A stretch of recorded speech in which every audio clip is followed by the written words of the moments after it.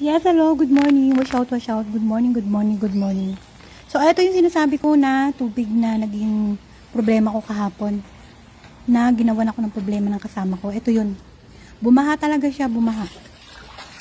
Hinayaan niyang bumaha ang kalsada. Umabot hanggang doon, papunta sa may anong tawag dito, sa may main road. Hanggang doon ang tubig na yan.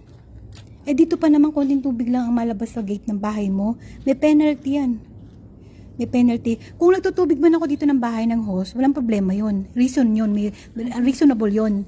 Na gano'n kasi yung drainage namin is barado yun eh. Tsaka kung paglilinis ng bahay, walang problema. Hindi ako papagalitan kung magbahaman kasi naglilinis ako ng bahay. Pero, kung nidilig ako ng halaman dahil sa kapabayaan ko, bumaha, yun. Problema yun. Muskila katir yun. So, ayan lang naman, ayan yun ang tinanim na problema ng kasama ko sa akin. Sabotahe.